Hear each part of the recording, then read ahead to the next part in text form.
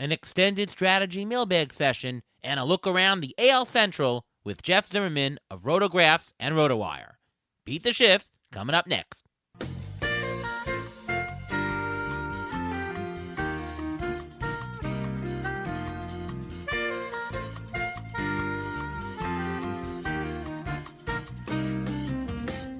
Welcome to another episode of the Beat the Shift podcast, presented by Fangraphs. I am your host, Ariel Cohen, and with me as always, Ruvain Guy. How are you, Ruvain? I'm doing great. How are you doing today? I'm doing all right. A little bit of up and down week for me personally. Some good stuff, some bad stuff. But to tell you about the good stuff, gotta talk about softball here. My Tuesday team won the championship. We had to win back-to-back games in the same day, semis and championship. I pitched a shutout the first game, only gave up 3 runs, all unearned in the second game, and we cruised to it. And the next day, my Wednesday league semifinals, we were down 8-4 in the last inning. We played 7 in that, and with 1 out, nobody on, we scored 4 runs to tie it. We then go all the way to the 9th inning and score on a missed play in center field with 2 outs and a runner on third. And we won. We're on to the championship. So really good softball week for me. Just had to say it. So excited about it. What's going on with you, Ruvain? Obviously not as exciting as that. You mentioned a misplay in center field. I was watching the Jacob deGrom rehab start, and the only reason why 1 run scored against him was because of a misplay in center field by Terrence Gore, if you could believe that. And he looked very good. Not Terrence Gore, Jacob deGrom. He looked very good. And who was the fellow that was catching deGrom? That's Francisco Alvarez, who actually caught him at another rehab start earlier this year. So, I mean, I think he may become his personal catcher. You never know. You never know. I don't know if they're going to bring him up this year. You never know. But he's in the near future for the Mets, absolutely. Well, we've got a fantastic show today. Our guest of the show is one of the best fantasy players out there. Wins expert leagues galore, wins money leagues, has written the book called The Process with Tanner Bell. I'm talking about Jeff Zimmerman. He writes for RotoWire, for Fangraphs, Baseball HQ. You name it, he's all over the place. Welcome to the show, Jeff Zimmerman. How are you? I'm doing fine. I'm just kind of grinding through the season, and it's one of those times it's like, oh, it's going to be bad, but we've got a short break coming here. It's just like kind of get our lineup set with the teams that we got for next week, and then it's kind of time to take a break for a bit. I guess we'll have to do Fab in some leagues on Sunday, but I actually kind of started looking into that, and it's just like, you don't know really what's going to happen in a few days, so it's going to be kind of a tough, like, make sure you've got probably everything covered type of thing instead of taking chances type of thing. Well, Jeff's a busy guy as he just rocking every single league. You're currently leading in the overall in TGFBI. That's not easy to do. There's some 400, almost 500 participants. And you're also beating us in labor. We're in 3rd place, but you're 30 points ahead of us. And we were just talking before the show, just an incredible, incredible year that you're having. Again, so fantastic. Kudos to you, Jeff. Thanks. It's like I said, some leagues really hit, and it's kind of nice to have a few of them, especially in the online championship hit. And I have some duds out there, too. We won't talk about my Tout Wars team right now. Good stuff. So we're going to do the show a little bit out of order today. We have some really good, instead of our strategy section, we're going to do all mailbag because a lot of the stuff really is strategy. So we're going to start with a couple good questions via, well, here's a question from Robert Mershak, who I know partners with our buddy Ian Kahn in a bunch of leagues. They're doing well in the main event. They're neck and neck in GDD with me and Derek Carty. He asks as following. Which stats and reasoning do you use to determine whether or not to use a pitcher in a particular week in weekly leagues? Really general question, asking what stats do you use to determine what you should do. Jeff, what do you do to determine every single week who you're playing, who you're picking up, and all that? I usually start with Rasball. Like Rudy Gamble keeps track of the starts and everything. Who's got the 2 starts. He goes through all the platoons. The one thing that he does better than I do is he definitely, like, he takes into account the opposing pitcher. A lot of times I might be like, I'm just going to make some guys like Ross Stripling's facing Miami. And I was like, I'm just going to run him against Miami. It's a weak lineup. But then it's like, you'll notice it's like, why is he, like, his projections are low and everything's like he's facing Alcantara. And it's like, oh, he's got a low chance for the win then just based on that opposing thing. So it kind of gives me a nice starting spot.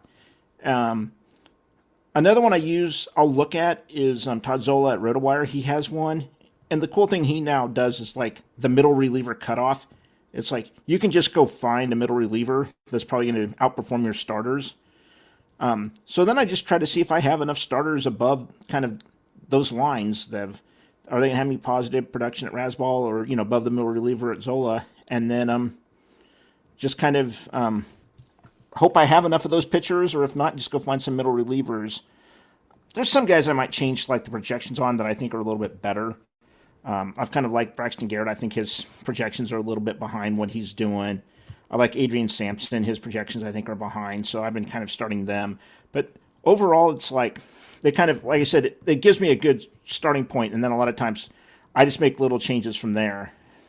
Yeah. Well, as far as the middle relievers, it obviously depends on the size of your league. If you're in a shallower league, you're not going to be using the middle relievers. There'll be ample starters that will be better. If you're in a deeper league, there will be more relievers. Robert Mershak, I think, is not asking about picking up off the waiver wire. He's asking more about you have the players on your team, probably in a little bit deeper league, and do you pitch them or not, right? You could sit him, you could play a middle reliever or not. Ruvain, what do you use to determine?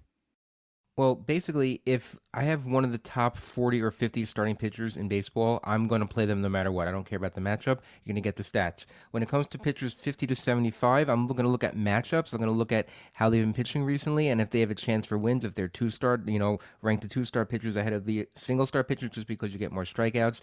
And for the borderline pitchers, I'd probably just look at how they're doing. First of all, how they've done the last 3 to 5 starts.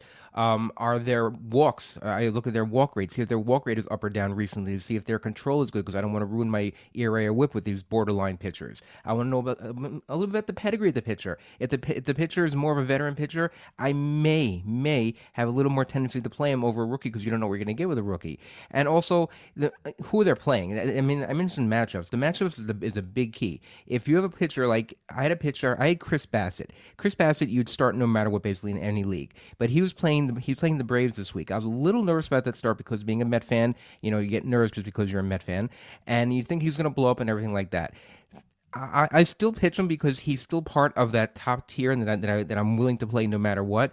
But when it comes down to a lower pitcher, like let's say you have a John Gray, a lower tier, he's been pitching a lot better recently. And what did he do last night or the night before? He pitched amazing. So he's a guy that you want there for strikeouts. And if you like the matchup, I think you got to play it. Yeah, I mean, all the above for me. There's a priority list, right? Obviously, the matchup is a huge key. If they're playing the Dodgers, they've got to be above a certain line in the top X, right? If they're playing the Rockies away, right, at Coors Field, they've got to be above a certain line. It really all depends on the matchups and ranking them. Other factors and stats in terms of using strikeouts are important. I'm looking for guys who don't blow up, right? I don't want to play my 6th, 7th best starter if I think there's a chance for a blow up. So if I'm looking at pitchers who constantly give up home runs, pitchers who walk the farm, I'm looking at K-minus BB is a good stat to just quickly look at. I'm looking at their strikeout potential. John Gray, I like pitching. I'm going to get strikeouts out of it, right?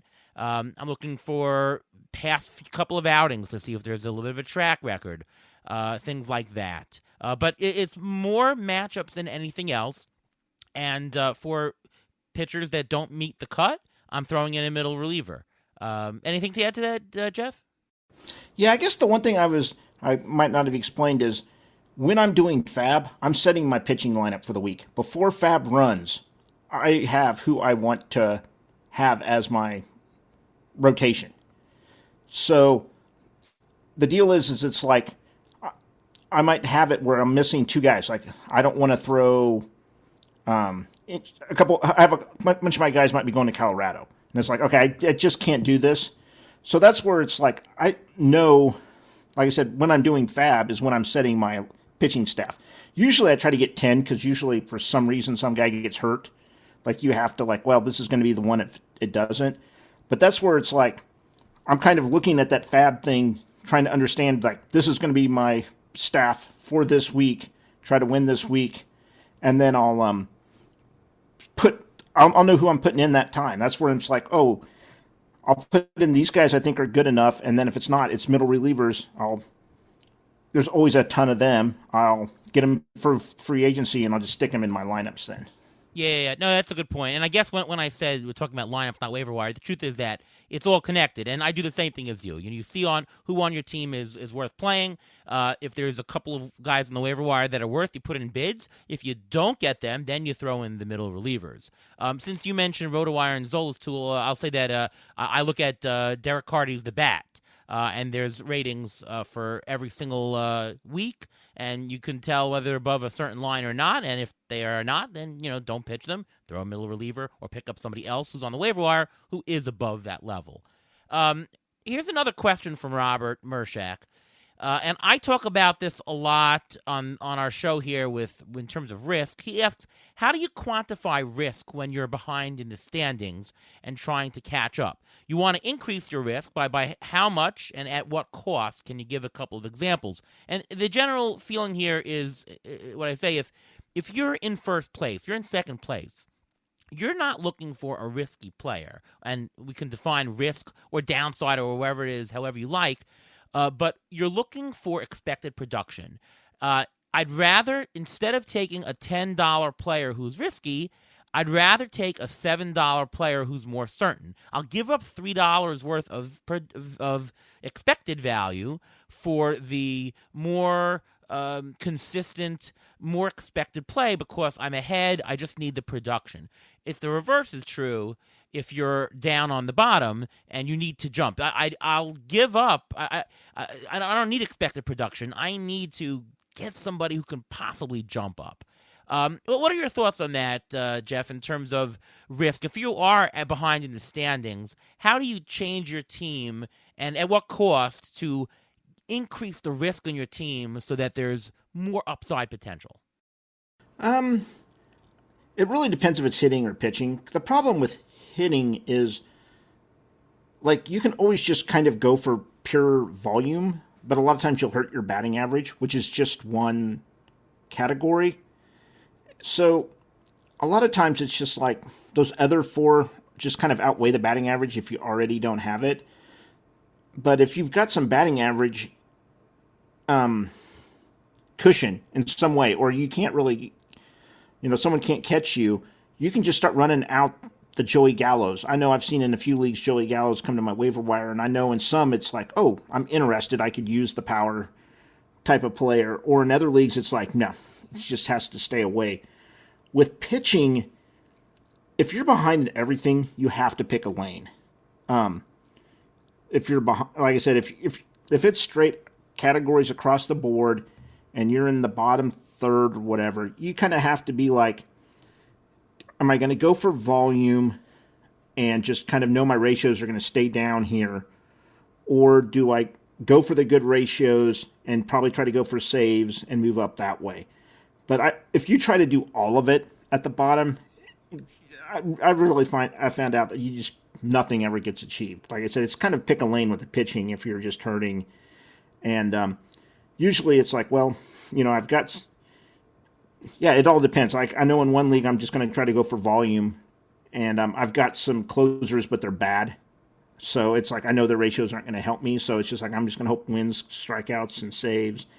And another one, it's just like I'm just going to try to keep the ratios low, make sure I meet the innings minimum, and just hope to bring those up. So, but if I try to do both of them, it's just I'll probably end up in last place.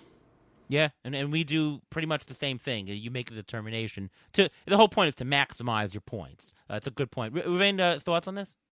Yeah, I think you also have to be a little bit more aggressive on the waiver wire. If you think you have one guy that can make a difference, I know a lot of guys out there on the waiver wire can't make that big of a difference at this point, but if you think a player can make a difference, then you have to overspend. If you're in a trading league, I think your offers have to be a little bit more aggressive as well. Just try to get, to make some change. If you're in the bottom third of the league, this is the time when you have to make the move, because if you're going to try to make a move, let's say mid-August, late August, you're not going to make it. So this is the time really you have to make the move.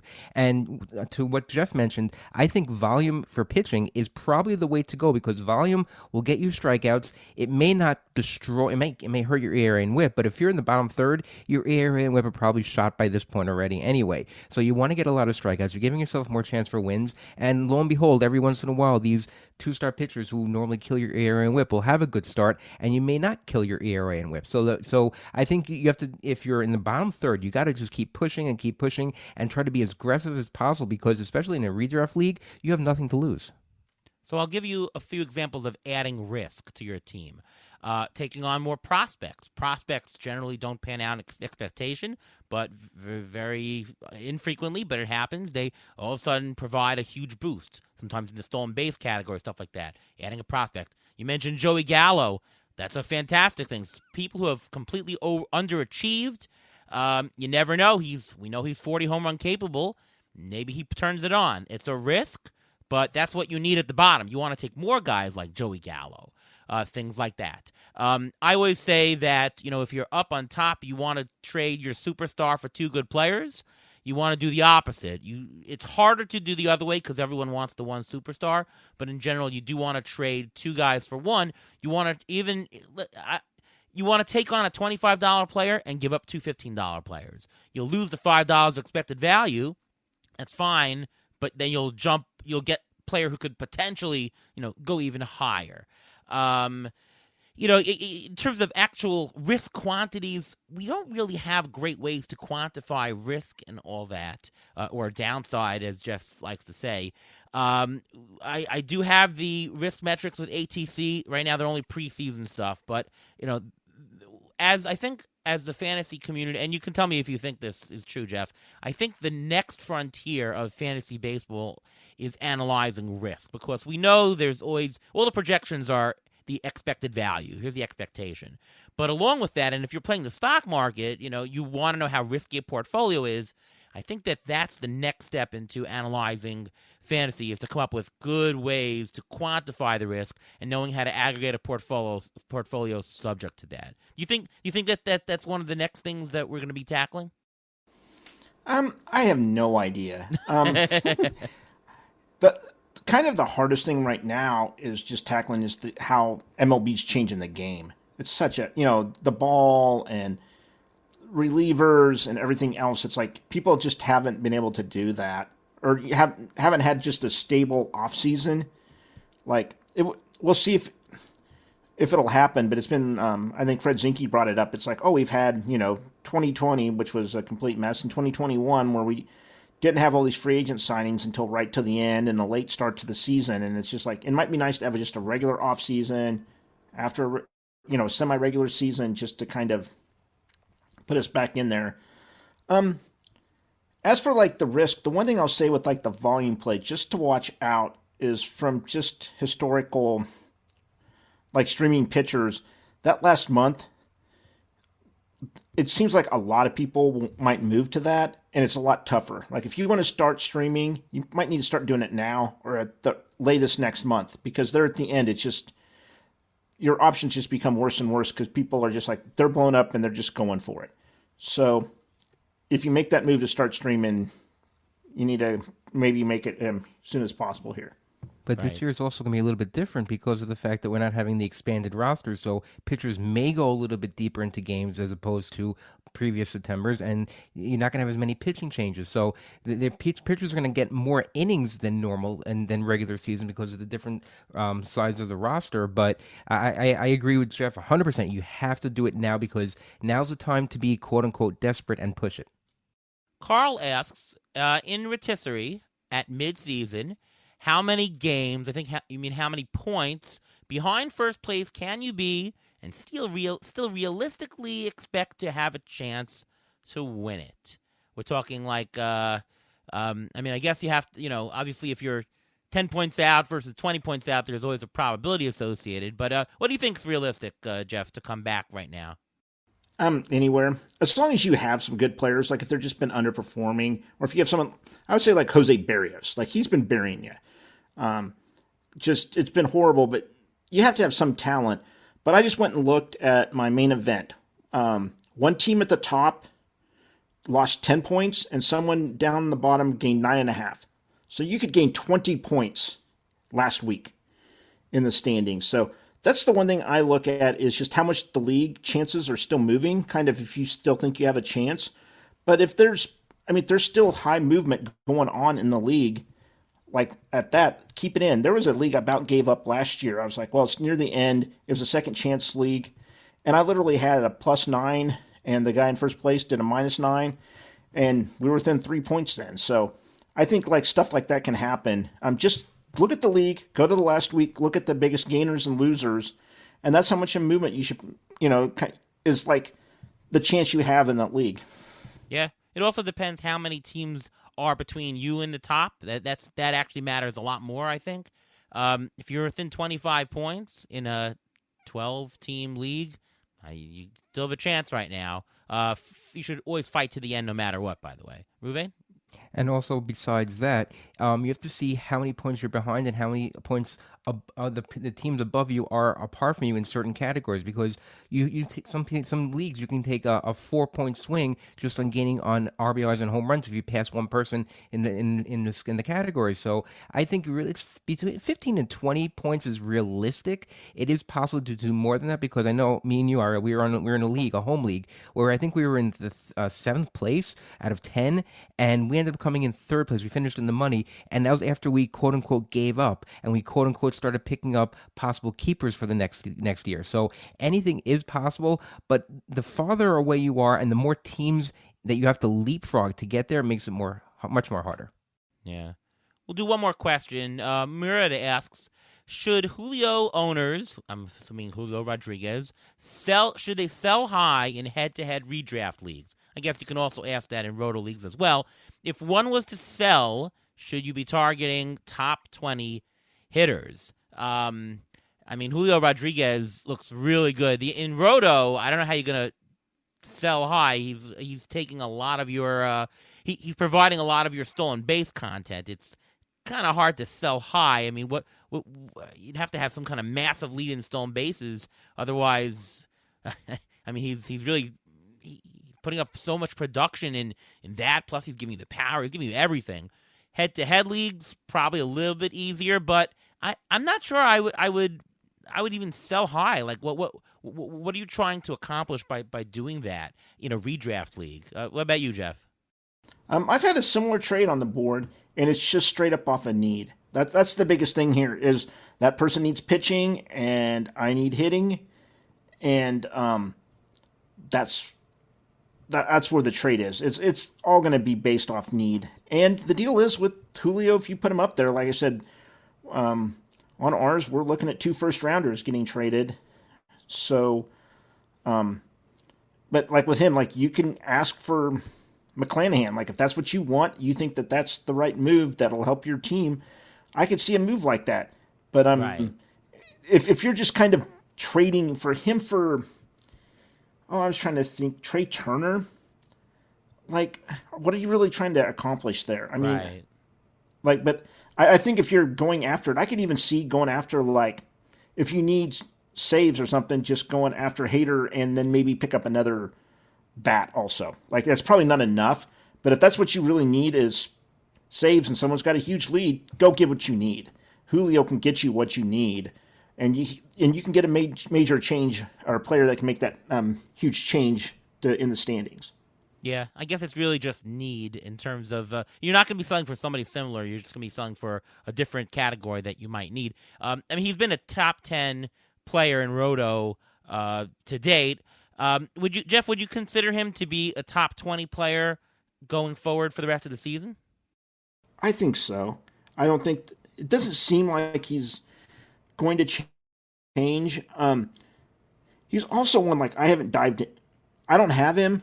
And I just don't think you're going to sit him. So I haven't dived in to see what's going on to see if he's adjusted or if the league adjusted back. It's just something I'll do in the offseason. If I'll look to see if they've like thrown him more fastballs and he was fine there, or if they went to heavy breaking balls and he was fine there, or if they just didn't quit throwing in the zone, how he adjusted.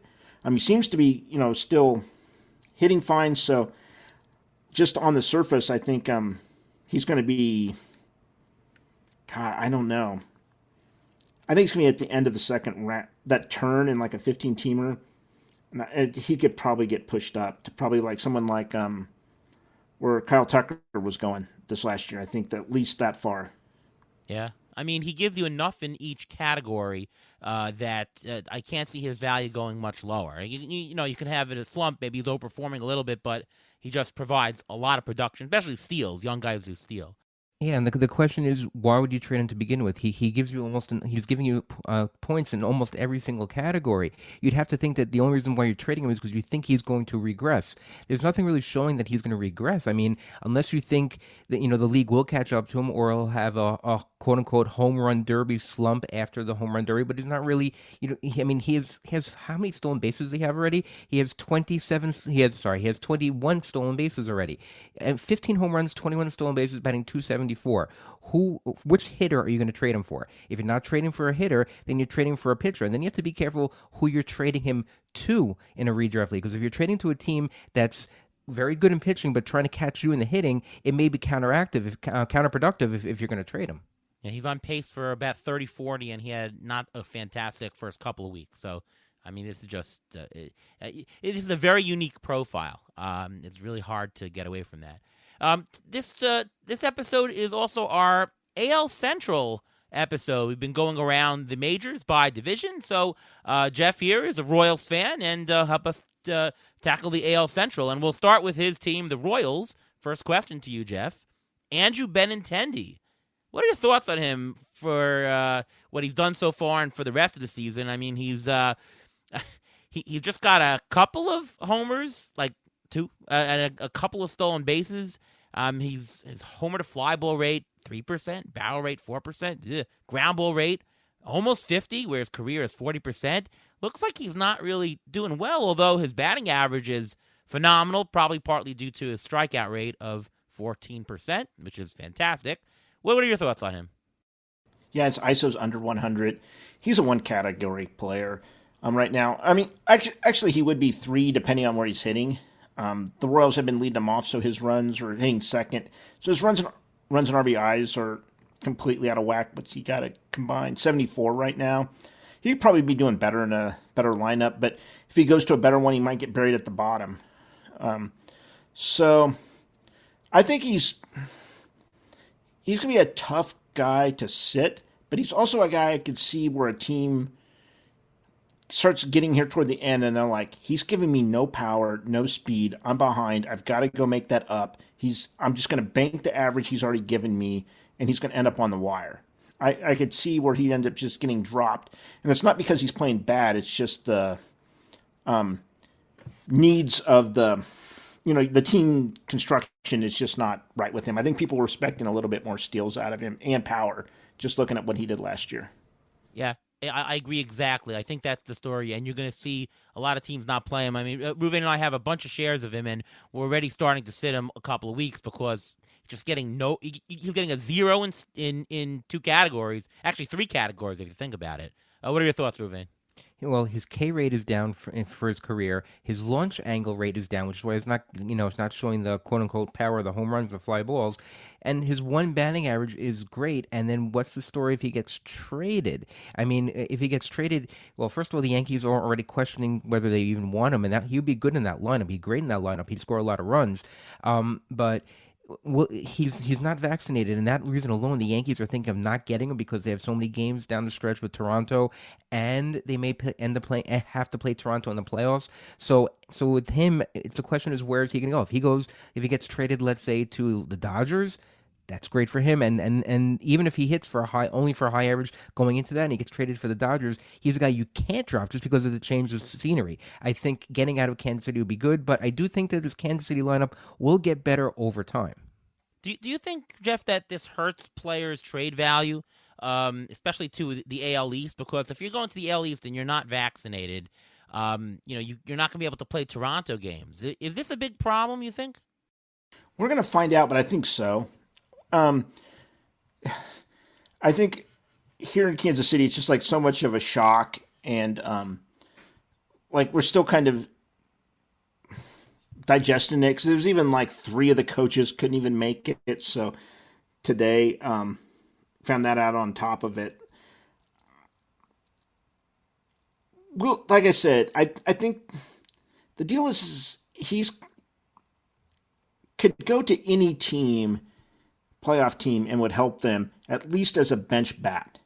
Like I said, he's better than a lot of teams are running out there as their backup or their fourth outfielder working in their rotation. So I think he could definitely help.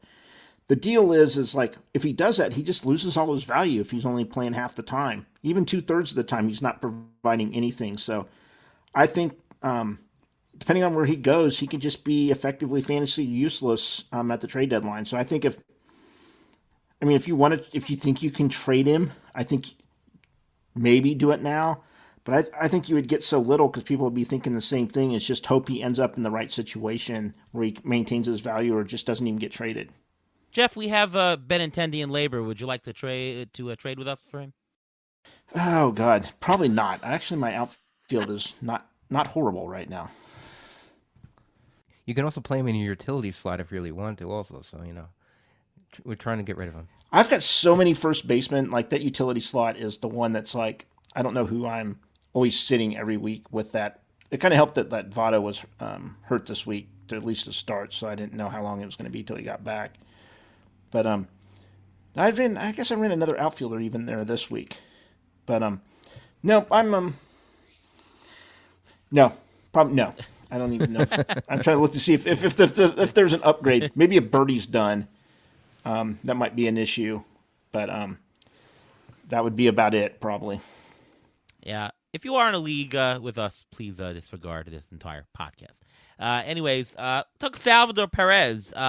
Ruben, why don't you start with the injury update and timetable for him coming back? Because he's obviously, we're talking a second, third round player for a catcher, which is crazy. Sure. Well, he had the injury with his hand and everything. He has surgically repaired left thumb. He was actually spotted doing some on-field work this past Sunday before the game, but and he was catching with a glove on his hand, which is a good sign. But he had the surgery done June 24th, and he's still expected to miss about 2 months. So if you're going to get anything out of him, you may get a month, maybe a month and a half if he's a quote-unquote quick healer. So, if you have him on your team and it's a two-catcher league, I think you have to keep him on your bench because he's a lot better for 1 month than he would be for any of the replacements that are on the waiver wire. But otherwise, if you need the roster spot, you could probably drop him because I don't know if anyone else is going to pick him up just yet. Soon they may, because when it gets closer to, let's say, a month from now, 100% people will be picking up because they'll start hearing about the rehab assignment and everything like that. But right now, when it's quiet and you don't hear anything about a rehab assignment and you think you can get a steal and grab him off the waiver wire and if you have room on your bench, then go ahead, do it. Yeah, Jeff, if let's not talk about IL leagues or I'm sorry, if we're talking about IL leagues, you can just disregard this. But if we're talking about non-IL or maybe limited IL, and there's a crunch there, what kind of format, what kind of roster size would you be cutting Salvador Perez? Obviously, if you're behind and you need points and you're in 8th place, you should hold on to him because, you have nothing to do. But is there a scenario somewhere that you're just going to say, well, I got to cut Salvador Perez? Somebody obviously did. We talked last week on the show. We picked up Salvador Perez. Somebody dropped him in an NFBC league. And we picked him up. We've got crappy catchers and we have not a lot of injuries in the team. So I'd rather ride him on the bench for a month and play him afterwards. No smoke for us. What kind of scenario would you make? Would you have to drop him if you didn't have IL?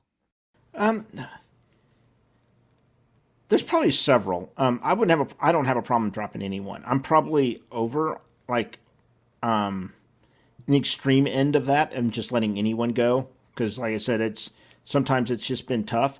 The one issue right now is there is a lot of players I like that are coming back here in the next week, or they're all aiming to come back after the All-Star game. So there's a chance where I could add someone that could help my team full time, and I don't know if I have the roster spot. The one thing I might do is add them, and if I have him, float him out there with the chance of maybe I'll get him back and see what's going to happen, with this other player. I want to add Mitch Haniger before he comes off the IL here. And I just can't have all these guys on the IL on my team. Is I just put out Perez and see what it is, and you see if you can make him back. I think in a 12-team league, I think it's a little bit easier to drop him. I think you can get okay production or kind of stream catchers. You can always get the Rockies catchers every other week and maybe hit on Eric House and just House. I don't know how to pronounce his name. Yeah, I don't know either. It's Haas. Yeah, maybe it's Haas. And just hope you have some. If you have one good decent catcher and then you just kind of stream that other one, I wouldn't have a problem. And at 15, it might be a little bit harder, but it kind of depends on, who's available out there and what helps your team, and that assumes Perez comes back and he's productive. Like that's kind of an assumption that has to be, or what's left of the Royals team at that point. Can he, is he actually going to have the runs and RBIs and everything? So I kind of have my doubts with his, since he was hurt, came back way too early, and he's doing this again. I'm kind of wondering if there's just no chance of getting what you got the previous season, and he's just going to be a guy for this year. I think he really needs to get healthy, and he had struggled whenever he was injured before with that Tommy John where he needed almost 2 years. Like he had kind of had the issue, and then it's just finally got so bad he just had to have the surgery. So I'm kind of I just don't think he's going to come back 100%. So that's why I'm kind of just staying away. I saw him on one of my waiver wires and didn't even add him this last week. Yeah, no, that's a good point. Point well taken there. You mentioned people leaving the Royals. So who do you think is going to be going of fantasy significance? Throw out Zach Greinke. Is that a trade chip for them? We talked about Benintendi. Who else do you think of fantasy significance will be headed elsewhere? It'll be interesting. I don't know. This whole COVID bit has kind of had some people move down. I think they really like Whit Merrifield, and then he kind of threw the whole team underneath the bus. Even Dayton Moore was a little bit mad about that, so they may trade him off and just kind of restart new with a bunch of players. We'll have to see. Like I said, I think there's going to be some fallout that's not even known. I think the one place you might be a little bit worried about is the bullpen, but I think Dayton Moore always likes a good bullpen, so I don't know if Barlow's going to move. I see him on a ton of industry trade lists, but if you go to if you look at trade lists of non-fantasy, he's not on any. Like MLB Trade Rumors isn't fantasy related. Barlow's I don't even know if he's in their top 50 trade candidates. So I think he's actually kind of safe. If someone is a little bit worried, he might be someone that you want to add. But the team just doesn't have a good bullpen, and they've always want a good bullpen. So I don't think Barlow's going anywhere. I don't know if Greinke is either. I don't know which team kind of needs a fifth starter that just goes out and throws 6 innings and gives up 3 to 4, like a guaranteed 3 to 4 runs every start. Like that's kind of where Greinke is right now. Maybe like I said, Tyler Anderson's kind of already that for the Dodgers. Maybe some team will want that. Like they've got enough of a lead, and they're just like, oh, we'll throw this guy out there, and we can probably win half his games. But I don't know what team that is right now. What about a Michael Taylor, who still has another year in his contract, and he's a defensive center fielder. Teams are always looking for the defensive center fielder. What do you think about him getting traded? Well, he's also got the COVID issue, but not having the shot. There's a chance. I think he's also one that's it's going to lose all his value. I think he's going to end up being bench bat for whoever it is. He's not going to hit enough. You do not want him probably in your lineup in the playoffs unless someone gets hurt. So, if he gets moved, I think he's, like I said, his fantasy value is done for. Unless some team, like I said, short of an injury, someone just okay, we have to add him now just to kind of stay competitive. Besides that, I think he's going to move and his value is going to drop. Right. All right, let's move on to the Minnesota Twins. Start with Luis Arias, and before the season started, we were very on him. It's not a very tough projection to see that this guy is a batting champion potential guy. If you were to trade Luis Arias in fantasy, who is somebody you'd want to target, or maybe who's somebody that's comparable to them, Jeff? It's really I think we'd already talked about this before, but you just have to go look to see, like, if you have him, hopefully you're ahead in average, and what do you need? And look for that other team that needs average that doesn't hurt, that isn't going to come back to hurt you. But probably in the league, you're only going to look at one or two teams. Is like someone that really needs a rise. They're able to give you a player that you need, and those players are similar in value. It's like there might be 20 players that have similar value, but there might only be one on the team that you're going to trade with, maybe two. So, like I said, probably with him, you're going to want someone completely different, like a power-only bat, maybe with some speed. I was thinking like maybe Andrew McCutchen, but McCutchen might be too valuable. But I think that's all you're going to be doing is just kind of trading batting average and playing time, which the playing time may disappear with Snow coming back for someone with power. So it's really tough to like pinpoint someone because every league is that same way. But I think it's going to be some kind of power bat with a bad batting average and no steals. Yeah, you're probably in a trading for some different category. But I'll throw it to Ruven this way: who would you rather have? And put these guys in order: Luis Arias, rest of season; Jeff McNeil, or how about Jose Iglesias? I think it would go Jeff McNeil just because he's in a much better lineup, and being a Met fan aside, I think he has a lot of value, and he hasn't even tapped really his power aspect at this point. And I think that Arias is slated above Jose Iglesias. Yes, Iglesias right now is in Colorado. That's great, but Arias can occasionally steal a base. He can occasionally hit a home run. While in Jose Iglesias, he's really just a fill-in when you really desperately need it. And I don't see any major value. He should be on the waiver wire, and he usually is in a lot of leagues. He is in the waiver wire, especially I think in our NFBC league, he's on the waiver wire. I just don't have interest in that guy, especially if you have Arias. There's no reason for you to pick up a player like Jose Iglesias because it's basically redundant. The player's redundant. That's something you have to look for. If you have both Arias and you have Benintendi, those two types of players, you don't need one of them. You have to trade one of them. You have to get rid of them because it's a redundancy at this point, and you need to get more variety in your lineup. Do you agree with that order? I might prefer Arias above McNeil. What do you think, Jeff? Is that the right order? It's easily McNeil for me. Okay. I like the outfield. Arias doesn't have outfield. That's always like if I can get a full timer there from another position, I think that's good. The deal with Iglesias is I still think Colorado's doing the away and home bit like for a while.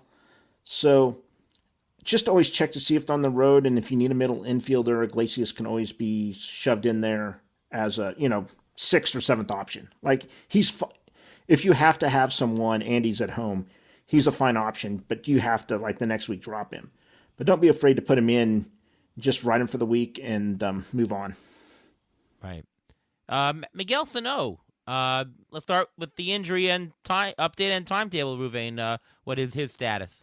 So Miguel Sano is on the IL. He is following a knee injury and surgery. He's currently playing rehab games with the Twins AAA affiliate. It's not clear how much time he'll need there, and it's also not clear what his role is going to be when he comes back, because where is he going to play? You have Gio Urshela already at third. You have Alex Kirilloff, who's playing first. You have Arias, who's in there also, who's hitting well. And what does Sano give you? Sano is like the guy you'd want to trade. If you have Arias, he's the guy you'd want to trade for your team, because Sano doesn't give you batting average, but he gives you power. It's like it's like they're playing fantasy baseball, quote unquote, where you can play either Arias the batting average or you can play the power guy with Sano. But I think Sano will be back. Just like Jeff said, a lot of people are going to be coming back right after the All-Star break. It may not be the first weekend after, but he may be back right after, just because there are less rehab games available during the All-Star week. But I think he'll be back the following week, and I don't know how they're going to manage it. I mean, I guess it's a good problem for Minnesota to have. I mean, they're in first place already, so I guess this is a good problem. But it's like the guy, the manager's a fantasy league manager, because who do you play, the batting average or the power? Yeah, Jeff, who do you think is going to lose time with Sano? I'm going to say that Gary Sanchez would lose some at-bats. I think that he was DHing sometimes when he wasn't catching. I think that would probably go away when Sano gets back. Anybody else who's going to lose time? I think it was whoever's playing first base. There was an article, I either know it's Athletic or MLB. It's pretty much where I get all my sources from. They basically said they're going to throw him out there full time and see if he can play. And if not, then he's not. It doesn't sound like they're going to halfway it with him. So it's going to suck. I think that there's going to be like some Kirilloff owners that might be mad, Arise owners that might be mad. But they're like, if he's healthy and he can, they were talking about him, being 40, 50 home run power. Like, that's what we need in our lineup. And we're going to see if that's what we've got. So, it may fail after 2 weeks and he's, on the bench. But I think that they're going to give him a full shot, just kind of through his history. I think it's not that he deserves it, but it's just had a lot of struggles here recently. So I think that's probably like, his little like lollipop at the end of, getting all those shots and everything. It's like, well, you've had all this horrible stuff. Here's a lollipop. It's like, well, let's just see if he's good. But I'll see if I can find that article when you guys are talking about it, and we can let the other people know. But it sounds like he's going to be playing full time and see if he can hit. Yeah, and Jose Miranda is going to lose some time. He's somewhat splitting time right now with Arias at first. They're both, they're both in the mix for first right now. So in addition to Kirilloff, Miranda could also lose some time. I want to jump to the Cleveland Guardians. I'm still not used to saying Guardians, by the way. But before we do that, it's time for the Injury Gurus Trivia of the Week. Well, this week I'm going to be doing a little bit slightly different trivia type question. We're talking about the Cleveland Guardians, so it's sort of giving away the answer, who we're going to be talking about. But can you name, this is according to Fangraphs, I looked this up today, can you name the top 5 hitters in all of baseball with the highest percentage of batted balls, this is a StatCast, highest percentage of batted balls with an exit velocity of over 95 in all of baseball? Can you name the top 4? Jeff, any idea? Stanton. Stanton is not there. This is top 4. Okay, sorry. Top 5 of max batted ball.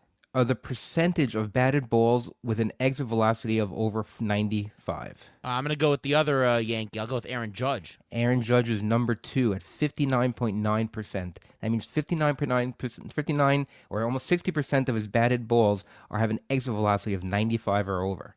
Who else do you think? Jordan? I thought Alonso was up there. I don't know if he's that high, though. He is not up there. Jordan Alvarez? Jordan Alvarez is number 1 at 61%. Well, since you're saying with the Indians, it must be Josh Naylor. I know he hits the ball hard. No, he's not up there. Okay.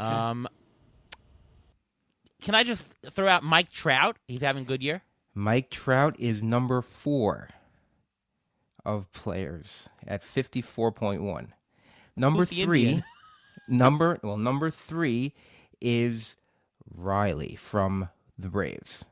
Okay, he's at 55.9, and the reason why I bring this up is because one of the players who didn't make the top 4 or 5, only because he didn't have enough at bats, is Franmil Reyes. Franmil Reyes' percentage of batted balls with an exit velocity over 95 is 54.8%, which means he's hitting the ball hard. So, Jeff, my question to you: if you had Franmil Reyes, if you had Franmil Reyes, would you trade him? Or if he's available per trade, would you try to get him? I think Reyes is. Man, I keep bringing this up where it's like, it kind of depends on your need. It's not someone like I think he's going to regress. He's going to hurt your batting average. He hits the ball hard, but he just doesn't make enough contact. I don't believe the 40% strikeout rate's going anywhere. Maybe it's going down to 35. So he's always going to be that drag on your batting average. So, again, maybe he's like the Joey Gallo type, where it's like, well, I just need to hit a home run on this power move, and that's who I add, and that's who I go get. But, I mean, his OPS this year is barely over 600. I mean, that's replacement level. Like, a lot of guys will get demoted on that. So I think he has that great power, and that's the team's just going to hope that he can just start making some kind of contact.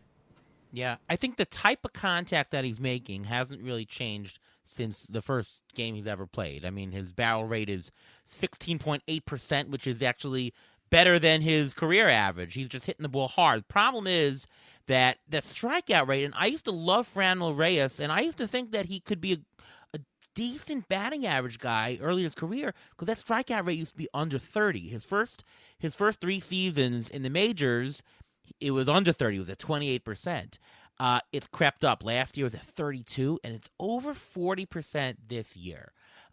When you're striking out 10, 15% more of the time, you're just losing all those hits. So, if you need somebody that we're talking is a 20-homer full season type and get you 240, that's pretty much what he is. If that fits you, then that's a buy. I think I trust Franmil a lot more than I do Joey Gallo, who looks completely lost. But I'm not going to say he's a buy. I'm going to say that he's an opportunistic add if needed. And he also has additional value as of this week because he now has played 11 games in the outfield. So if you had him in your utility spot, you can move him to the outfield, and that does increase his fantasy value. Interesting. What do we do with Miles Straw? Miles Straw is is he worse than Billy Hamilton? He's worse, right? He doesn't steal as many bases. He's essentially I'm not going to say one category because he does have 46 runs so far. So he's a 2-category guy. He has 0 homers. That's a terrible number. 211 batting average. You thought you were getting at least something with him there. 13 RBIs. That is such an awful number. 13 stolen bases as well. So he's a 2-category player. What do you do with him? I mean, in a 15-team mixed league, I think that Miles Straw is somebody who sits on the bench, and if you have an injury, you put him in, but he's not a starting guy by any means. Any deeper, I think you're playing him. Any shallower, he's off your team. Would you do anything differently than I described, Jeff? No, there could be some leagues where you just need the stolen bases, and you're just going to have to hope he starts hitting. I've seen him in 12s get on the waiver wire, and it's like, no, I don't want to deal with it. But like I said, there is that chance that he could do that. He could take a step forward. I kind of like Stephen Kwan. He's actually hitting for the average and getting a few more of the stolen bases. So I kind of like him now. He's not buried at the bottom of the lineup. He's sitting back at the top. Those runs that Straw had or has, that's because when he was leading off for about a month or two, when they thought he could hit, that's where he got them. I mean, now he's just buried at the bottom, so those won't even be there. But the one thing, like I said, I'm just surprised his batting average has been so bad compared to last year. They definitely have just attacked him with fastballs. There's probably a location thing too that you usually never see any player at 60% fastball. So if he can't handle a fastball, that's going to be a problem. Excellent analysis there. Ruvain?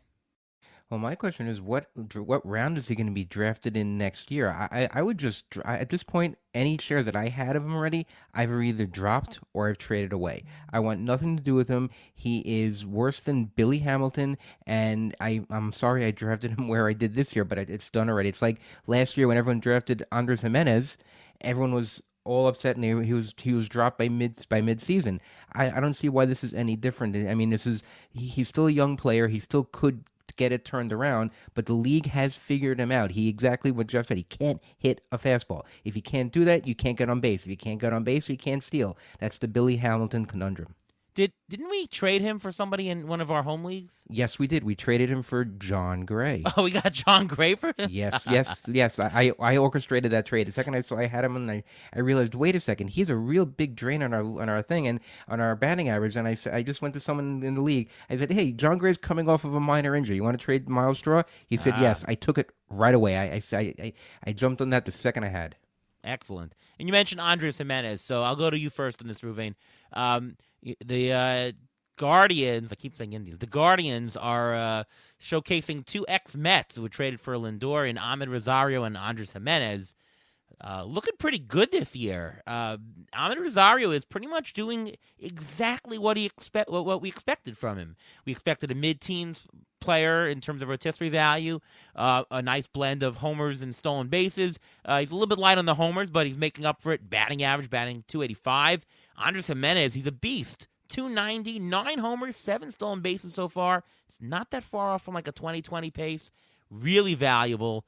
What are your thoughts on them and rest of season? And I don't know, which one do you prefer if you had to make a choice? Well, I would prefer Jimenez. That's not even a question at this point. He's an all-star, and it's crazy because the Mets traded Jimenez and Rosario to help get Francisco Lindor, who's actually has more RBIs, more home runs, but didn't make the all-star team because Jimenez is better. I'm not 100% certain about that. I think it's just the way he's been playing, and I think Jimenez deserved what he's doing. This is what he showed back in 2019. He had a little less power then, a little more stolen bases, but you're getting what you paid for him at the beginning of last year, because that's what everyone wanted last year, was the Andres Jimenez of 2019. No one got him, so that's why he went undrafted or went very, very, very late in a lot of drafts, because no one thought he was going to find it again. And as for Ahmed Rosario, he is the same player he always is. He's not going to be a superstar, but he's playable. He can play, he can play shortstop, he can play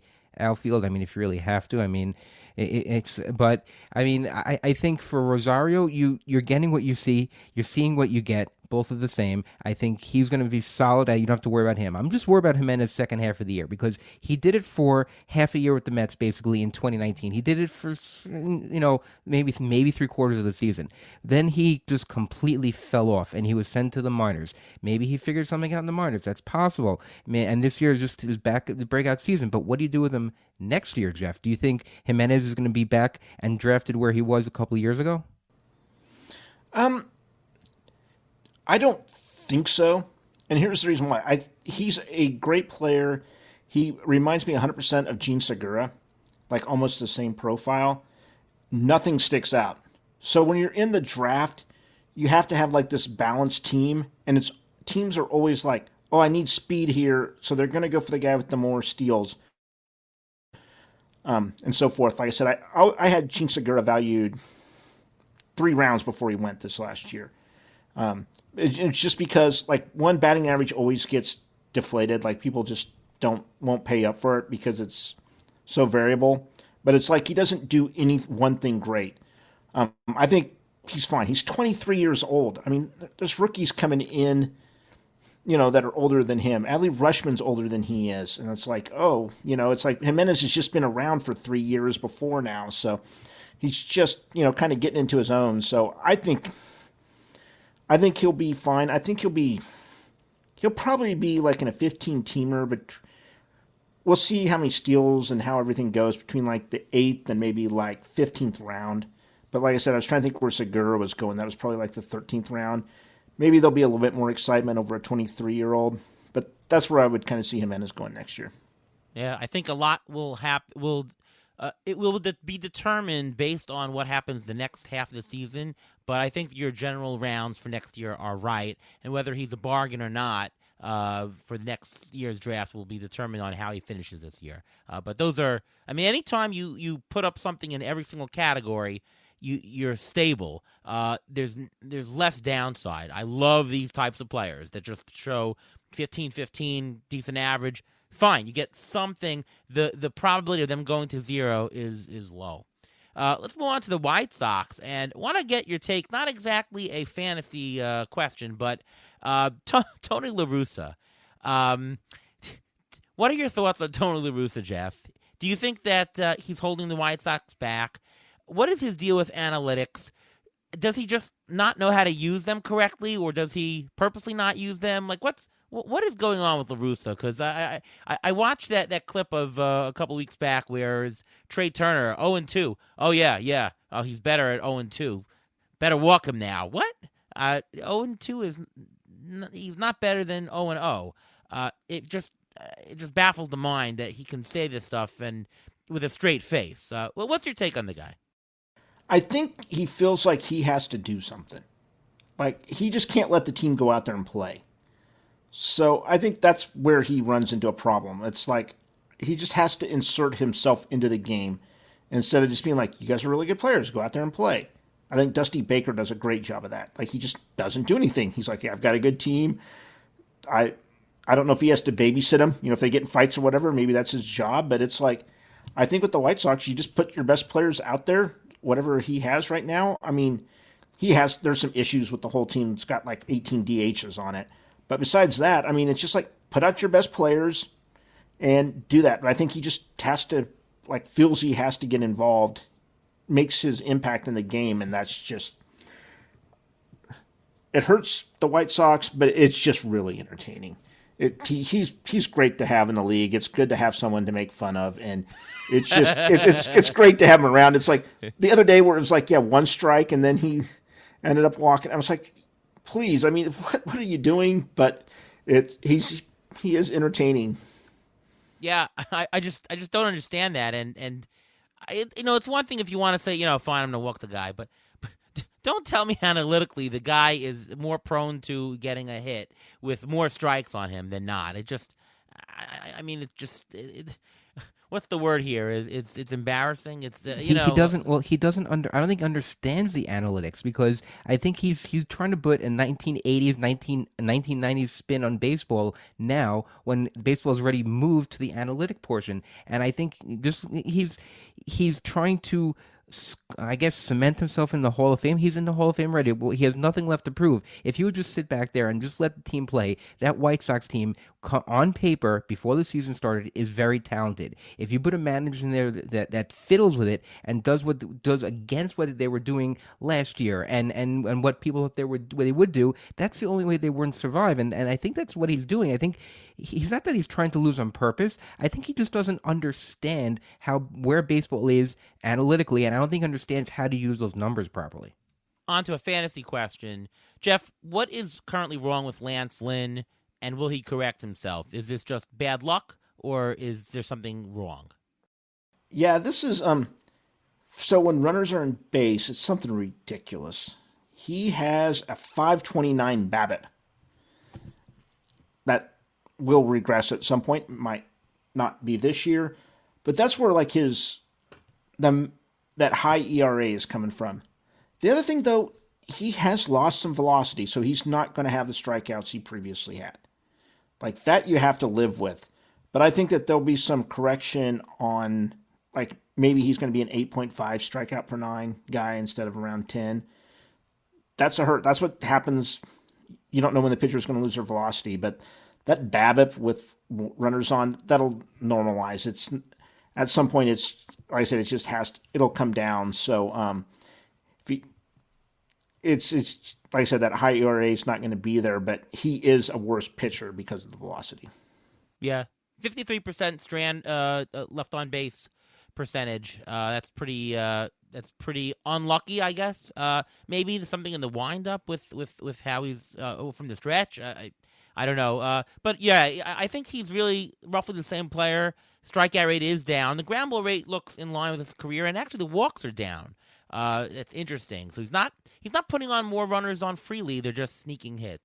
And one thing I noticed, he's using a cutter this year. He never had a cutter before. He's using a cutter 20% of the time. That's a pitch he's never used before. His slider rate for this year is 6%. Last year it was 30%. So I don't know exactly what and it's, again, this may have to do with the White Sox analytics. They told him maybe to stop using your slider and to start using a cutter. I mean, I think that's the only thing that's different, because I mean the velocity is down almost 2 miles an hour almost across the board. But to introduce a new pitch to a pitcher who's been pitching in the majors for 12 years, I think this is the White Sox and their analytics that are probably just tinkering a little too much. Does Tony La Russa have anything to say about this also? I have no idea, but it's just interesting when I opened up his page and I saw he's never thrown a cutter, and now he's throwing it 20% of the time. Maybe that has something to do with it. Yeah, chances are he won't get back to what he was last year, and certainly with the strikeout rate, he's not going to. How about Eloy Jimenez? Been injured. Is this guy just injury prone? Is he just going to run into a wall?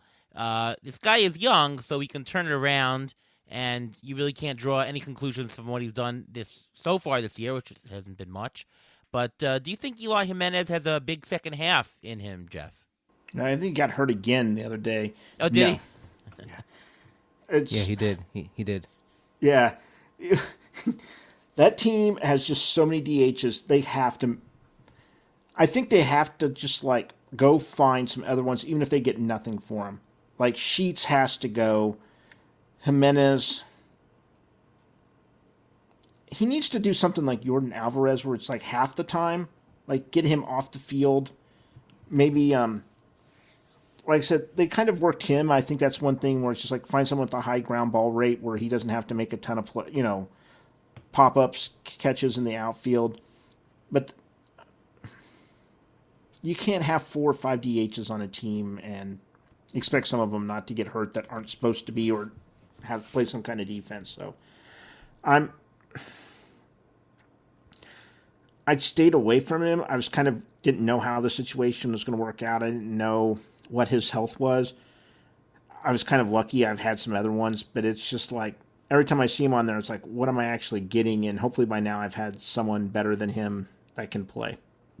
Final team, the Tigers. Let's talk about Akil Baddoo. He was very popular pick in draft season, went to the minors. Do you think that he's worth rostering in fantasy and going forward? And if so, what type of format, what kind of depth? Is he your fifth outfielder in a 15-team league? What are your thoughts on Akil Baddoo, Jeff? Yeah, since he's gotten promoted, I was looking to see how much he's actually started. It's 2 starts, not bad. So, yeah, I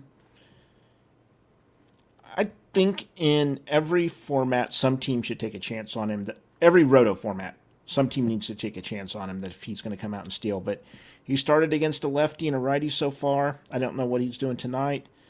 But no, I think he was hitting good in the minors. I know that he had hit some home runs off lefties. That was kind of his Achilles. So he's one of those ones like it's kind of like the John Birdie, like you're going to have to buy him now because if he goes off for a week, it's just the price is going to be ridiculous or you've missed him. So if you need steals, there's probably half the teams in the league, really probably need a push on that. I think that he has to be rostered in those formats if he continues to play. And he started batted ninth today against the righty. Ruvain, your thoughts? Yeah, he went 0 for 3, and I think his only value would be in stolen bases. So he's a guy that if you need stolen bases, you can pick up and play only if you need stolen bases and when you need it. When he was in the minors, he actually did pretty decently. He batted .300, hit 3 homers and 7 stolen bases in AAA this year. So it shows that he still has it in him. It may not be to the same level he had a couple years ago, but I think that if you have him on your bench, you'll end up playing him at some point. And listen, he'd be batted ninth tonight. If he's going to bat ninth, his value for stolen bases is very low. So, if he earns playing time and is able to turn it around when he's in the majors now, then he's definitely worth just rostering. And if you need it as an extra outfielder on your bench, there's no reason putting a couple dollar bid on him just to have on your roster just in case. This is exactly what I talked about earlier. If the kind of player that if you're down in standings points, he could provide a spark. That is the kind of guy that you want to take a chance on. If you're in first place, don't think you need to have him. There are probably other guys who have more expected production that you can count on more rather than him. Having another guy who's been actually very disappointing this year, Jeimer Candelario. Batting .193 with just 6 homers. I mean, before the season started, ATC projected him almost 20 homers. Now he's lucky if he has a full season number of 12 homers, and he's batting terribly. Is he going to turn it around in the second half, Candelario? In my opinion, no.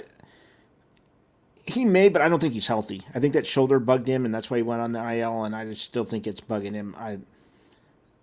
Until he puts together 2 or 3 weeks of production, like I said, it's not one game isn't going to make the difference for me. I'm just going to hopefully stay away and try to find a better third baseman. So no, he's a hard pass for me right now until I think he's healthy, or like I said, he puts together a long streak of production, which he hasn't done all year. Yeah, I've dropped him everywhere. Ruvain? Yeah, I totally agree also. He actually increased his launch angle by 2 degrees this year, but his home run to fly ball rate is down. He had the left shoulder subluxation, and I don't think his power will come back this year, so I really don't see much value with him for the rest of the year. And does that mean that he's undervalued going into next year? Because obviously his numbers are going to be deflated here. If he does get healthy next year, it could be a good buy. Jeff, do you think he's going to be undervalued next year? We'll see. I'll have to see if he even gets healthy next year. Like he may messed up his swing trying to deal with this. That there's some work I've done that shows that might happen. I'm kind of hoping he gets like healthy for like 3 weeks right at the end and no one notices. Like, like the power, like he sets his adds 3 miles an hour to like his max exit velocity right there at the end and kind of pulls it together, and we kind of see that he's hitting good. So we'll have no idea next year, but like I said, I'd like to see him try to get healthy this year and then just kind of know that going into next year. And like all the projections won't know it that he was playing hurt, and they'll be all under just his numbers will be low because of it. And his injury is a shoulder subluxation, which may lead to a rotator cuff tear, and he may end up needing surgery at the end of the season. So that's something to watch out for. Also, if he needs surgery, then his value is almost nil going into next season, I would say. I like what you said, Jeff, before. I hope that nobody notices. The key to being a good fantasy player is watching and monitoring people, and nobody else notices, and that's how you get your advantages. Wrapping up the AL Central, some predictions. Do you think that the White Sox are going to make the playoffs, Jeff, or are they going to just tank? Right now, Fangraphs has them at 47% to make the playoffs, winning their division at a 35%. You think that they collapse, or you think that they hold true and maybe get a wild card? I don't think they'll collapse. I think they're just not going to be good enough.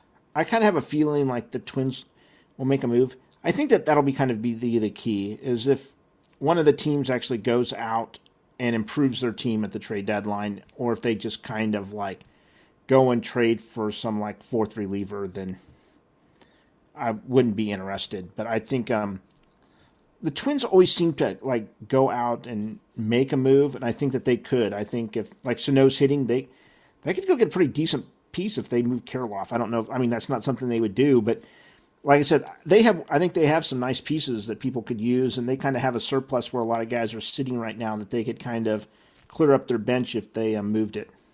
I think they showed in the offseason that they really invested. I mean, they signed Correa. I think that they're invested. So I out of all the teams, I think that they're gonna potentially make the biggest splash in this division in the trade deadline by the trade deadline, I should say. What are your thoughts, Ruben, about the division?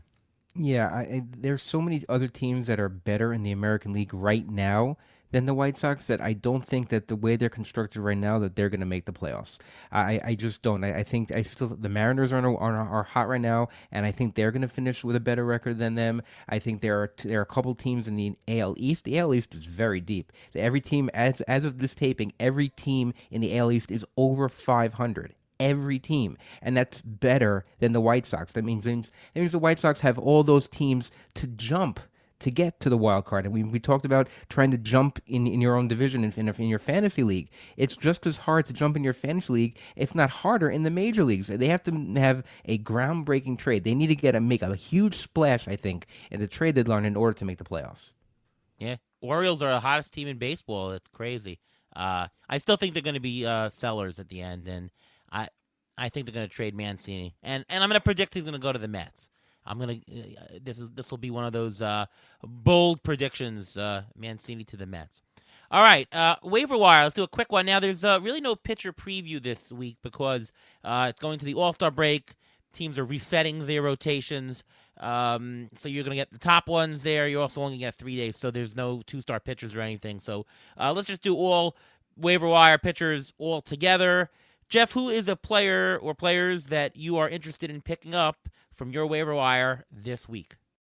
The easy one, everyone's got we're talking about stolen bases, is Estuary Ruiz. I don't know what he stole. It's something like 530 stolen bases in the minors this year so far. Something nuts. So it was like last night, everyone was mad that he hit a triple because he couldn't get any more steals. I think he did get a steal tonight. If you need stolen bases, he's got a little bit of power. He's definitely got the speed to get on. As long as he's playing, that's kind of an issue, possibly with the Padres, is with several players coming back. The speed's there, but I don't know if he's going to be better than some. I mean, definitely not Tatis coming back. Will Myers is sort of close. I don't know what they'll do there. So kind of watch the playing time, but I think you have to add him, and I think he could give you some nice probably even possibly better than what John Birdie did over the last month or so. Yeah, Ruiz has 60 stolen bases in the minors so far. 60. I knew it was something just ridiculous. And it's like between two levels, it was crazy. He's batted well over 300 also. He's having a fantastic year. And he went from AA, AAA, and right to the majors now. He actually has attempted one base so far, and he was caught. But yeah, he'll be the guy who gets on and steals. It's an excellent pick. Anything else, Jeff? another one is Adrian Sampson for the Cubs. He's done really good over like the last month or so. He's kind of been off everyone's radar. And just if you need someone at the end of the bench, the Central's not NL Central, like you can find some teams to possibly stream against him. He might even be in 15s where you keep him on the end of your bench, but he had a good start this week. He's got about 9K per nine. I think his walk rate's between 2 and 3. It's not outstanding, but there's a lot worse pitchers out there right now, and I think he's shown long enough that I kind of believe in what he's doing. Yeah, Cubs are playing well, better over the past couple of weeks here. Ruvain, how about you? A player that you like to pick up this week? Okay, I'm going to go from shallower leagues to deeper leagues. I'm going to start with Yandy Diaz. Over the last 3 weeks, with 66 at-bats, he's batted .424. No power, but 9 RBIs and 11 doubles. So he does have that doubles power, which means maybe that other power will come. He's only 36% owned in CBS, so if it's a little shallower league, you can get him. Another guy, Carson Kelly, he's 19% owned in CBS. It seems like he's healthy, quote-unquote healthy. In the last week, he's batted .412 with a home run, so if you need a catcher and he's available, two-catcher league, and he's available, I think you should grab him. Jeff, you mentioned Gavin Sheets. If Eloy Jimenez is injured, Gavin Sheets may get more playing time. He's batting .294 with 2 home runs. He's only 9% owned in CBS, but he's first base and outfield eligible. And I have to mention this pitcher because I spoke to Ian Kahn today, and he said he approves this pick, and he actually has him on one of his teams. And Ariel, I mentioned him to you last week, and that's Spencer Watkins. Who? Spencer Watkins of the Orioles, of the aforementioned Orioles, who are really hot. His last 4 starts, 22 and 2/3 innings, 3 earned runs, 17 strikeouts, 5 walks. And if you look at his numbers, they're not that great overall. I mean, they're okay, but he had 1 start where he gave up 7 earned runs to the Cardinals. If you took that start out, he has a total of 12 starts. That was the only start he gave up more than 3 earned runs during the course of this season. So he's only 5% owned in CBS. I think if you're looking for the waiver wire, you want a safe guy, he's perfectly good to have. However, Ian Kahn did tell me, and I did see this, and I saw it. He said that all of his starts have been against subpar teams. So in the coming week, right after the All-Star break, they're playing the Yankees, they're playing the Rays. If he's pitching against the Yankees, he's not necessarily a pickup, but if he's going to play against the Rays, that's not such a bad pickup to make. Oriole Park is now a pitcher-friendly park also. So a lot of people still have the notion of Oriole Park being a hitter's park. It's not the case anymore. I'll just throw out 2 guys less shallower leagues, less deep. Nolan Jones, now 45% owned. His ownership percentage is shooting up. 7 for 20 so far, a homer, 8 RBI. What the heck? Give him a shot. And I'm going to go back to a guy that I used to love, Aaron Hicks, 30% owned. He's starting to hit now. He's looking healthy. Yankees score runs. Now he's not batting 9th, he's batting 6th most days, sometimes 7th. But I kind of like him. I think that he can get hot and really help the Yankees. Anybody in the Yankees is going to score a lot of runs. So take a look at Aaron Hicks. You can do a lot worse. Anything else, guys? No.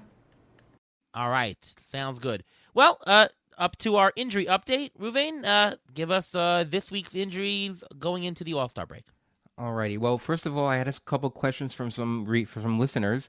Kiowa, RT, Michael Smith, and some others asked about Walker Buehler, what we should do with him. Walker Buehler had a bone spur removed from his right elbow. It won't affect his recovery time from a flexor strain. He is still shut down from throwing from 6 to 8 weeks after the diagnosis of the flexor strain.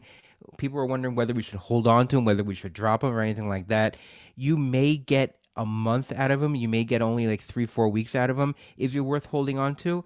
I don't know, because I don't know if he's going to be stretched out to be a starter. So I wouldn't necessarily, in deeper leagues, I probably would, if I have room, I'd hold on to him. But then if I need the space, I wouldn't have an issue dropping him. William Blantz asked about Miguel Sano, who we spoke about, and about Austin Meadows. Austin Meadows is on the IL due to bilateral Achilles tendon strains. Yeah, it's bilateral, it means both legs. He was expected to be pulled off his rehab assignment, but he got more soreness this past week because he was on a rehab assignment. He was initially on the IL for COVID, but then he shifted to because of the Achilles issue. I'm not sure. It's possible that COVID had something to do with the strain. I'm not saying that it's 100% true, because I've seen patients and they've had worse muscle aches and muscle pains after they've had COVID. So it is possible it's from that, but it's a little odd that it's bilateral and it's happening to both of his Achilles. It's a little bit odd. Jeff Thompson asked about Mitch Garver. He had surgery. He had surgery for his flexor tendon in his right arm. He actually asked, could he have waited until the offseason for surgery? Yes, he could have waited to the offseason to do surgery, but it's a matter of pain tolerance, I believe. Same with Bryce Harper. Bryce Harper has the same issue. He's able to tolerate the pain and he keeps playing through it, and that's fine. But if he's a catcher and he's had this issue with his elbow and his forearm, if he just can't tolerate it, then he's just not going to be able to play through it, and that's why he had the surgery. Vamos Rojas asked about Wander Franco, who had surgery for his fractured hamate. He wanted to know what the story is with him. He had surgery to repair a fractured hamate in his wrist. He's expected to require 5 to 8 weeks of recovery time. That's great. However, people, I'll say patients, but players who had this type of surgery usually lose a lot of power after this, just because they don't build up the full strength in the wrist right away. Now, Wander Franco is built differently than other people, so he may not lose that much power, but I still think he will lose power.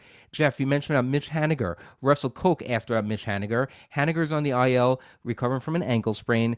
GM Jerry DiPoto said this week that he hopes Haniger will be back in the lineup by the end of July, so probably right after the All-Star break. He has not progressed 100% to full speed, but he is hoping to get a rehab assignment very soon, and hopefully right after the All-Star break. We mentioned about Yordan Alvarez. Yordan Alvarez, he's on the IL right now with a right hand inflammation. He had this also issue in mid-June. He returned to the lineup a little bit, probably too soon, although it didn't seem to affect him. He can come back right after the All-Star break, so they probably did that on purpose just so he get an extra couple of days rest, just so he can do that, so he can return without the problem. Freddie Peralta, a pitcher who's been off of people's radars for a while. He's on the IL with a shoulder lat injury. He threw a bullpen session this past week. He felt good after the workout. He'll probably need at least one more bullpen session before he gets to live batting practice and rehab assignment, but he's trending to a mid-August return, so if you're holding on to him, I guess you'll hold on to him for a little bit longer. Today, Shane Baz and Luis Severino were both placed on the IL. Baz with a right elbow strain. He experienced discomfort while playing catch this past week. He will receive a PRP injection, and he's supposed to rest for 1 month. That means no pitching, a 4-week shutdown, and then be reevaluated. He's a pitcher. You haven't got much out of him so far this year because of the IL earlier this year. He's a guy that you may be able to drop because this is something that may not go away. So if you want a roster spot, he may be droppable. As for Luis Severino, he has a low-grade lat strain that he got. He's had a shoulder tightness. He had an MRI, and that's what showed up. It's only a low-grade strain, but he did miss most of 2019 with a similar strain. So it's very possible that this can linger. A guy who should be on your radar is Domingo Germán. He is rehabbing and could be activated after the All-Star break to take Severino's spot in the Yankees rotation. All right, a lot of injuries there. Well, this is the end of our show. Hope you enjoyed the show as well, and wanted to thank Jeff Zimmerman for coming on the show. Jeff is, again, one of the best fantasy baseball players out there, really. I mean, if you're in a league with him, you're probably better off, instead of playing your own team, figuring out ways how to sabotage his laptop so that he can't manage his, and that's probably your best way of winning if you're playing against Jeff Zimmerman. Jeff, can you tell us what's going on with you, where we can read your stuff, listen to you, all things Jeff Zimmerman? Yeah, as of right now, I'm just writing at Fangraphs and RotoWire, and we're trying to get the Launch Angle podcast back up and going. I'm kind of out of commission because of conflicting schedules and just various other reasons. So, yeah, that's just it right now. I will hang out on Twitter sometimes at Jeff W. Zimmerman, and mainly just putting out my Fab article every Sunday at at Rotographs is probably my big endeavor every week. Yeah, it's an excellent article. It should be on your must-read list before you finalize your waiver wire picks. And you've been carrying on the Mining the News series as well. Mining the News, of course, an award-winning series by Jeff Zimmerman. That's also going on, right? Sometimes it's during the season, it's the news just moves so fast that it's really tough to like what you write one day isn't available the next. So whenever I do it, it's kind of like I go in and has to all kind of get done. During the off season, everything's just so slow. I think it's actually kind of a good time to do it where you can, like whatever you do doesn't just change by the next day. That's fantastic stuff. Ruvain, what about you? Tell us about your stuff. You can follow me on Twitter at MLB Injury Guru, where I tweet out injury updates, next player up. I also have a weekly article on Rotoballer discussing all the injuries I mentioned in this podcast, as well as many others. And I'm Ariel Cohen. You can read my work over at Rotographs and at Rotoballer. Follow me on Twitter at ATCNY, the shortest Twitter handle in all of fantasy baseball. And, of course, you can listen to me right here on the Beat the Shift podcast, presented by Fangraphs. All right, once again, thank you so much, Jeff Zimmerman, for coming on the show this week. And from all of us here at Beat the Shift, we'll see you next time.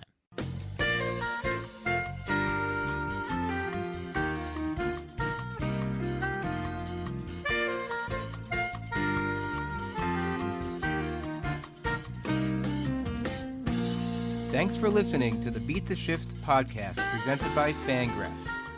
Follow us on Twitter at beat_shift_pod.